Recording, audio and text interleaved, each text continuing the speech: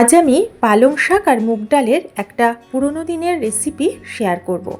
হয়তো এই রেসিপিটা আপনাদের অনেকের কাছেই পরিচিত, তবে আমি এই রান্নাতে একটা বিশেষ ধরনের তড়কা ব্যবহার করি, যার ফলে এই রান্নার স্বাদ আর গন্ধটা কিন্তু একদম অন্য রকমের মাত্রা পায়। পুরোটা দেখলে সেটা আপনারা বুঝতে পারবেন। তাহলে চলুন রান্নাটা করে ফেলি। নমস্কার, কাকলিস কুকিং হাবের নতুন একটি ভিডিওতে আপনাদের সবাইকে স্বাগত।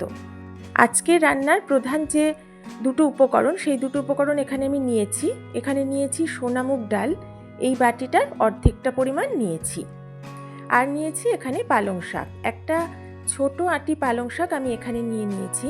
খুব বেশি পালং শাক লাগবে না, এই ডালের জন্য এই ছোট এক আঁটি পালং শাক হলেই হয়ে যাবে। প্রথমে আমি এই পালং শাকটাকে খুব ভালো করে ধুয়ে নেব, তারপরে এই যে গোড়ার দিকের শিকড়ের অংশ এগুলো কেটে বাদ দিয়ে পালং শাকটাকে একটু কুচিয়ে কেটে নেব, তবে খুব বেশি ছোট করে কাটার দরকার নেই। গ্যাস ওভেনে এবারে আমি একটা কড়া বসিয়ে দিয়েছি, কড়াটা হালকা গরম করে নিলাম। এখানে যে মুগ ডালটা আমি নিয়েছিলাম সেটাই গরম কড়াতে দিয়ে দিয়েছি। প্রথমে গ্যাসের ফ্লেমটা লো টু মিডিয়ামে রেখে এইভাবে 1 থেকে 1.5 মিনিট একটু নেড়ে নেব, তারপরে লো ফ্লেমে সমানেই নাড়াচাড়া করে ডালটাকে ভেজে নেব। মুগ ডাল ভাজার সময় কিন্তু একটু সাবধানে ভাজতে হবে, সমানেই নাড়তে হবে, তা না হলে ডালটা কিন্তু সহজেই পুড়ে যেতে পারে। এইভাবে সমানেই নাড়াচাড়া করতে করতে ডালটাকে কিন্তু আমি ভেজে নিচ্ছি।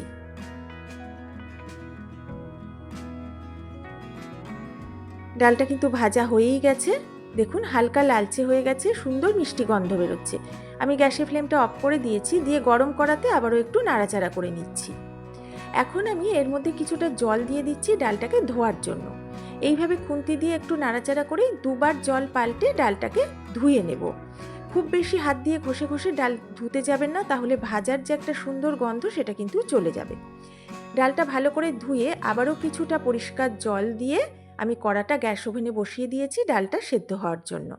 এখন কিছু উপকরণ আমি এতে অ্যাড করছি। প্রথমে দিয়ে দিলাম 1/2 চামচ মতো লবণ, এখন দিচ্ছি 1/4 চামচ মতো হলুদ গুঁড়ো, এবার দিয়ে দেবো একটা তেজপাতা মাঝখান থেকে আমি ছিঁড়ে দিলাম, আর দিচ্ছি 1/4 চামচ আদা কুচি। এবারে এই উপকরণগুলো আমি নাড়াচাড়া করে ডালের সাথে ভালো করে মিশিয়ে নিচ্ছি। গ্যাসের ফ্লেমটা এখন হাইতে রেখে দিয়েছি। এটা যেই হাই ফ্লেমে ফুটে উঠবে তখন গ্যাসের ফ্লেমটা লো করে ঢাকা দিয়ে ডালটা সেদ্ধ করে নেব। এখন গ্যাস ওভেনে আমি আরও একটা কড়া বসিয়ে দিয়েছি, কড়াতে একটু বেশি করে সর্ষের তেল দিয়েছি। তেলটা হাই ফ্লেমে গরম করে নিয়েছি।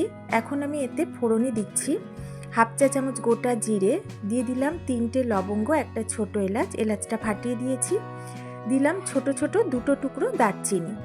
এবারে দিচ্ছি একটা তেজপাতা, এটা মাঝখান থেকে আমি ছিঁড়ে দিয়ে দিলাম, আর দিচ্ছি একটা শুকনো লঙ্কাটাও কিন্তু মাঝখান থেকে আমি একটু ছিঁড়ে দিয়েছি। এবারে লো ফ্লেমে এইভাবে একটু নেড়েচেড়ে নিয়ে প্রায় 15 সেকেন্ড প্রথমে ফোড়নটা আমি ভেজে নিচ্ছি।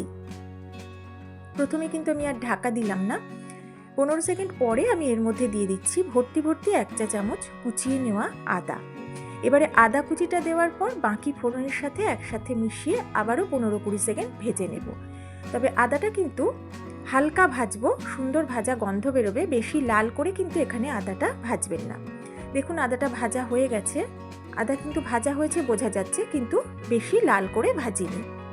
এবারে আমি এখানে দিয়ে দেব টমেটো কুচি। আমি একটা বড় টমেটো মিহি করে কুচিয়ে রেখেছিলাম, সেটা এর মধ্যে দিয়ে দিলাম। তেলের মধ্যে প্রথমে আমি প্রায় 1-1.5 মিনিট নাড়াচাড়া করে নিচ্ছি। এটা মিডিয়াম ফ্লেমেই আমি প্রথমে ভেজে নিচ্ছি। প্রথমে কিন্তু ঢাকা দেব না বা লবণ দেব না, তাহলেই টমেটো থেকে জল বেরিয়ে যাবে। এইভাবে কিছুটা সময় ভেজে নেওয়ার পরে আমি এখন এর মধ্যে দিয়ে দেব সামান্য একটু লবণ, যাতে টমেটোটা তাড়াতাড়ি নরম হয়ে যায়, তাড়াতাড়ি সেদ্ধও হয়ে যায়। এবার লবণের সাথে টমেটোটা নাড়াচাড়া করে ভালো করে মিশিয়ে নিচ্ছি। এটা একটু এইভাবে মিশিয়ে নেওয়ার পর লো ফ্লেমে ঢাকা দিয়ে কিছুটা সময় ভেজে নেব, যাতে টমেটোর কাঁচা গন্ধটা একদম চলে যায়। প্রায় 2 মিনিট মতো আমি টমেটোটা ভেজে নিয়েছি। একদম নরম হয়ে গেছে, দেখেই বুঝতে পারছেন একদম ঘেঁটে গেছে, টমেটোর মধ্যে কাঁচা ভাবটাও নেই। এখন কিছু মশলা অ্যাড করছি এর মধ্যে। প্রথমে দিয়ে দিলাম 1 চামচ মতো ধনে গুঁড়ো, এবারে দিচ্ছি 1 চামচ ভর্তি জিরে বাটা, দিচ্ছি 1/2 চামচ কাশ্মীরি লঙ্কার গুঁড়ো, 1/2 চামচ হলুদ গুঁড়ো। এবারে তেলের মধ্যে এই মশলাগুলো প্রথমে 1 থেকে 1.5 মিনিট নাড়াচাড়া করে ভেজে নিচ্ছি। যেহেতু টমেটোর মধ্যে একটু রস ভাব আছে, তাই মশলাটা প্রথমে জল ছাড়া আমি একটু ভেজে নিচ্ছি, তাহলে রান্নার কালারটা খুব ভালো হবে। 1-1.5 মিনিট এইভাবে একটু ভেজে নেওয়ার পরে অল্প করে একটু জল অ্যাড করে দিলাম। জলের সাথে সব কিছু এবার ভালো করে মিশিয়ে নিচ্ছি। এখন জল দিলাম এই কারণে যে মশলাটা যাতে খুব ভালোভাবে মিশে খুব সুন্দরভাবে মশলাটা কষানো হয়। এখন লো ফ্লেমে ঢাকা দিয়ে আবারও 2 মিনিট মতো ভেজে নেব। মিনিট 2 পরে ঢাকাটা তুলে নিলাম। দেখেই বুঝতে পারছেন উপর থেকে তেল ছেড়ে দিয়েছে, সুন্দরভাবে মশলাটা কিন্তু ভাজা হয়ে গেছে। আমি একটু নাড়াচাড়া করে মিশিয়ে নিচ্ছি। অন্যদিকে পালং শাকটা আমি কেটে রেখেছিলাম, সেটা কাটার পর আর একবার ধুয়েছি, ধুয়ে ভালো করে জলটা ঝরিয়ে রেখেছি। আমি দেখুন এইভাবে কেটেছি, খুব বেশি যে মিহি করে কেটেছি তা কিন্তু নয়। এখন কুচিয়ে নেওয়া পালং শাক আমি কড়াতে মশলার মধ্যে দিয়ে দিচ্ছি। গ্যাসের ফ্লেমটা মিডিয়ামে রেখে দিয়েছি, মিডিয়াম ফ্লেমেই কিন্তু এখন আমি রান্নাটা করব। সম্পূর্ণ পালং শাকটা দেওয়ার পর নাড়িয়ে চাড়িয়ে উপর নিচ করে মশলার সাথে মিশিয়ে নিচ্ছি। এইভাবে নাড়াচাড়া করেই আমি এখন প্রায় 1.5 মিনিট মতো শাকটা ভেজে নেব, কারণ আমি শাকটাকে মশলার সাথে একটু কষিয়ে নিতে চাইছি। তাই আমি ঢাকা দেব না বা গ্যাসের ফ্লেমটা লো করব না, তাহলে কিন্তু জল বেরিয়ে যাবে। 1.5 মিনিট মতো পরে আমি এর মধ্যে অল্প করে একটু লবণ দিয়ে দিলাম। লবণটা দিয়ে আবারও নেড়ে মিশিয়ে নিচ্ছি। এবার কিন্তু এর থেকে একটু জল বেরোবে, কিন্তু আমি এখনও আর ঢাকা না দিয়েই রান্নাটা করব। এখন নাড়িয়ে চাড়িয়ে দেখুন কতটা কমে গেছে। আরও কিছুক্ষণ ভেজে নিয়েছি, তারপরে এখন আমি মিনিট খানেক মতো ঢাকা দিয়ে একটু শাকটা রান্না করে নিলাম।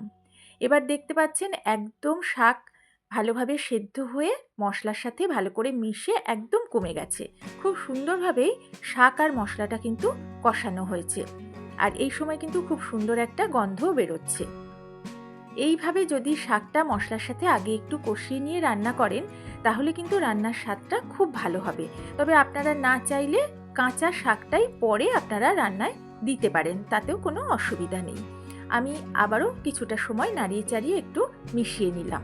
এদিকে মুগ ডালটা আমি সেদ্ধ করে রেখেছিলাম, দেখিয়ে দিই কিভাবে করেছি। দেখুন একেবারে কিন্তু ঘেঁটে যায়নি, গোটা গোটাই আছে, অথচ সেদ্ধ হয়েছে। ডালটা আমি কড়াতে ঢেলে দিলাম। এবার আমি নাড়াচাড়া করে বাকি মশলা পালং শাক সব কিছুর সাথে ডালটাকে মিশিয়ে নিচ্ছি। গ্যাসের ফ্লেমটা কিন্তু আমি এখন মিডিয়াম টু হাইতে রেখে দিয়েছি।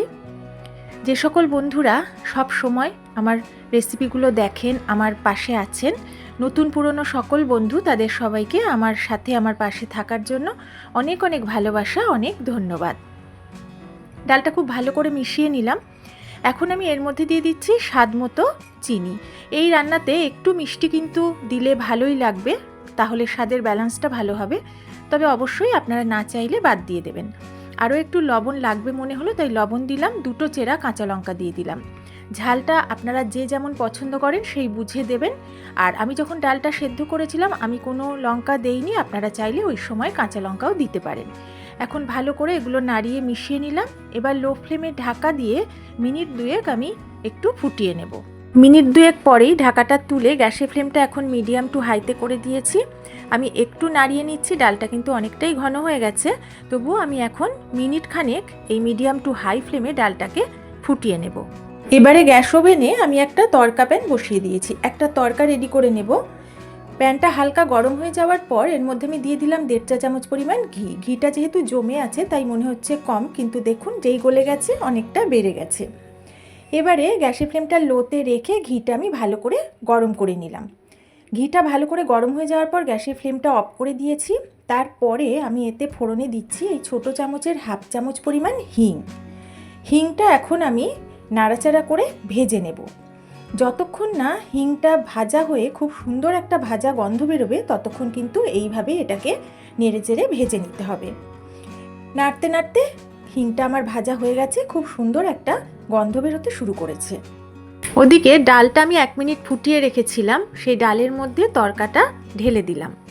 গ্যাসের ফ্লেমটা কিন্তু এখন লোতে আছে। আমি তড়কাটা দেওয়ার পর একটু উপর নিচ করে মিশিয়ে নিচ্ছি। এটা যোগ করার পরে কিন্তু ডালটা বেশিক্ষণ আর ফোটানো যাবে না, তাই কয়েক সেকেন্ড আমি নাড়িয়ে এটাকে মিশিয়ে নিলাম। লবণ মিষ্টি সবই কিন্তু চেক করে নিয়েছি। এবার আমি গ্যাসের ফ্লেমটা অফ করে দেব। গ্যাসের ফ্লেম অফ করে ঢাকা দিয়ে আমি 5 মিনিট রেখে দেব। নিরামিষ ডাল পালং একদম রেডি হয়ে গেছে। আমি সার্ভ করে দিচ্ছি। গরম গরম ভাতের সাথে এটা যেমন ভীষণ ভালো লাগবে, পোলাও ফ্রাইড রাইসের সাথেও ভালো লাগবে, রুটি পরোটার সাথেও কিন্তু দুর্দান্ত লাগবে। সবাই হয়তো ডাল পালং রেসিপিটা জানেন, তবে আমি শেষে যে ঘিয়ের মধ্যে হিং তড়কা দিলাম, এই তড়কাটার ফলে এই রান্নার স্বাদ আর গন্ধটা কিন্তু বহুগুণ বেড়ে যায়। একবার অবশ্যই এইভাবে বানিয়ে খেয়ে আমাকে জানাবেন সত্যি আপনাদের কেমন লেগেছে।